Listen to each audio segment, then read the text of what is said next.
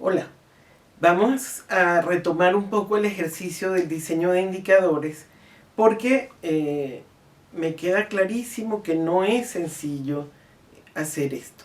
Entonces vamos a hacerlo a través de un pequeño juego y a través de responder algunas cosas, algunas preguntas, entender algunos conceptos sobre la complejidad que nos van a permitir llegar a ese momento en el que a través de este juego que les menciono podremos diseñar algunos indicadores. Entonces, primero que nada, hagamos una reflexión sobre por qué habríamos de obtener una buena respuesta a partir de una sola pregunta. Y esto se los pregunto cuando pienso, por ejemplo, cuando yo les digo, ¿qué tan religioso eres? ¿O qué tan democrático eres? ¿O qué tan tolerante eres?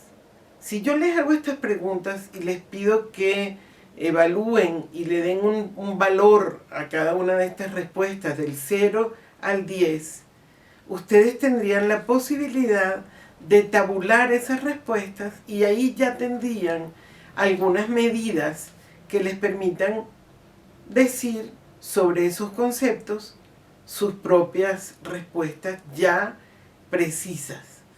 Para esto hemos requerido de ponerle un valor a esas respuestas, ¿verdad? Pero en el caso de conceptos como estos, en el caso de conceptos como cultura, en el caso de conceptos complejos, llegar a estas respuestas precisas no es tan fácil. Entonces, si nosotros hacemos este ejercicio y yo les pregunto, por ejemplo, ¿qué tan feliz eres? ¿Qué tan feliz es usted? Si yo le pregunto eso, por ejemplo, ¿qué tan feliz puede ser este grupo de gente? Mucho, poco, nada. ¿Cómo podríamos llegar a una respuesta sobre este tema? Para eso tendríamos que hacer el ejercicio como ya les enseñé anteriormente.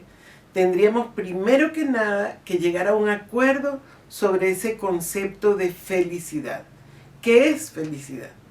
Luego que llegamos a ese concepto juntos y entendemos lo que es felicidad, entonces tendríamos que pensar en las dimensiones o en los factores de esa felicidad que nos interesa medir. En este caso, de este ejercicio que les estoy mostrando, nosotros tomamos 4 factores o dimensiones. Una de ellas es la laboral, otra de ellas es la familiar, otra de ellas es la religiosa y otra de ellas es la cultural. A lo mejor lo van a ver en otro orden, pero la reflexión es la misma. Primero que nada, llegar a un consenso en cuanto al concepto, que es felicidad. Segundo, llegar a un consenso en cuanto a las dimensiones que nos interesa medir. Y luego, de esas dimensiones, ¿qué cosas nos parece importante tomar en cuenta? Por ejemplo, de la dimensión laboral, nosotros podríamos hablar de el salario que ganamos. De esa dimensión laboral también podríamos hablar de los ascensos.